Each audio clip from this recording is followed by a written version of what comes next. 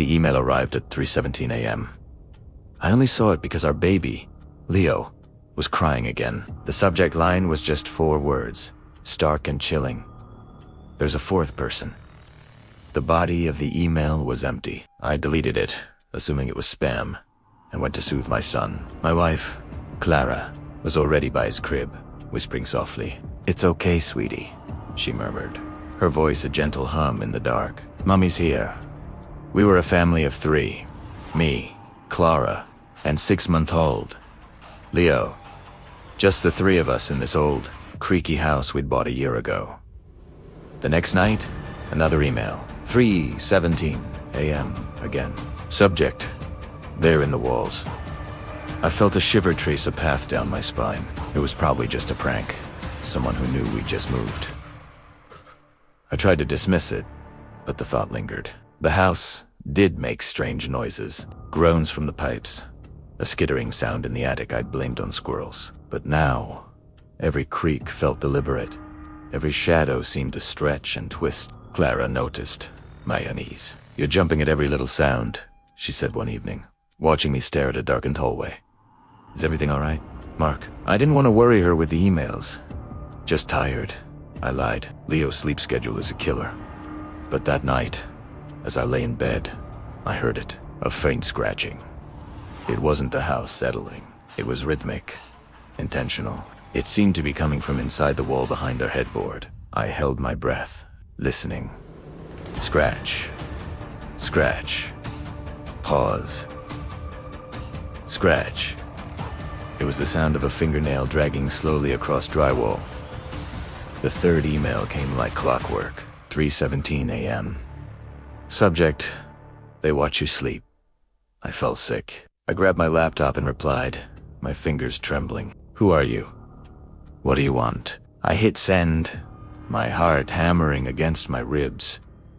There was no reply. That day, I couldn't focus on work. My mind kept replaying the scratching sound, the ominous words from the emails. When I got home, Clara was pale. "Something's wrong," she said, her voice tight. "Leo's baby monitor." I heard a voice. "What kind of voice?" I asked, trying to keep my own voice steady. "Was it just static?" "No," she insisted, her eyes wide. It was a whisper. It said a name. "Eliza? Eliza?" The name meant nothing to me, and that's not all, Clara continued, her hand gripping my arm. "Some of Leo's toys are missing. The little wooden blocks you bought him. They're just gone." We searched the nursery, the living room, everywhere. The blocks had vanished. That night, we put Leo to sleep between us. A silent agreement that he shouldn't be alone. I couldn't sleep. I just stared at the ceiling, listening. Around 3 a.m., I heard it again. The scratching, but this time it was louder, more frantic. It was coming from Leo's nursery, from inside the closet. I slipped out of bed, grabbing the heavy mag light from my nightstand. Clara stirred but didn't wake. I crept down the hall, the floorboards groaning under my weight. The nursery door was slightly ajar. I pushed it open. The room was cold, much colder than the hallway. The moonlight streaming through the window cast long, distorted shadows. The closet door was closed. The scratching had stopped. I took a deep breath and pulled the closet door open. It was empty, except for a few tiny baby clothes on hangers. But on the back wall, etched into the plaster, were words, scratched, just like the emails. It read, "My baby now." My blood ran cold. I backed out of the room, my mind screaming. I ran back to our bedroom. "Clara, wake up. We have to go." Now, I shook her awake, my panic contagious. She saw the look on my face and didn't argue, while she scooped up a sleeping Leo. I grabbed my phone and car keys. As we rushed for the stairs, my phone buzzed. A new email, 3:17 a.m. Subject, too late.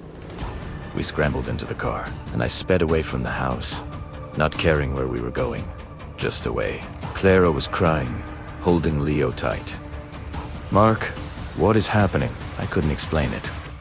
I just drove. A few miles down the road, my phone buzzed again. It was a notification from the baby monitor app, which I'd forgotten to turn off. Motion detected in the nursery.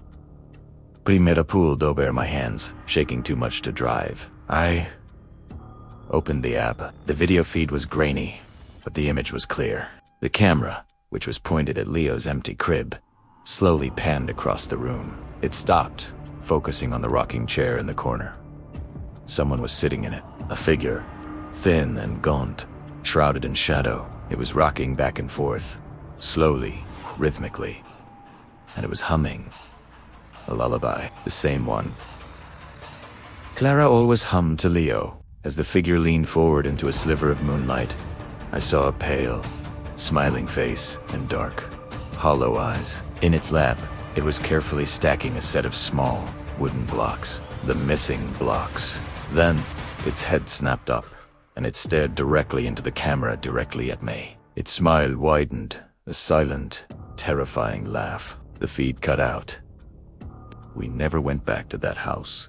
We left everything behind. We later found out from Old Town records that a woman named Eliza had lived there decades ago. She had a baby who passed away in the nursery. They said she lost her mind with grief, that she was never the same. They said she would wander the halls at night, scratching at the walls, whispering her baby's name. The official report said she eventually vanished, but the neighbors claimed she never really left, that she was just waiting for a new baby to arrive in her house. Sometimes, late at night, I still think I can hear it, a faint scratching from the walls of our new apartment. And every morning, I check my email, terrified of what I might find waiting for me at 3:17 a.m. We are a family of 3, but I know, with a certainty that chills me to the bone, that we are never, ever, truly alone. We just move the problem with us.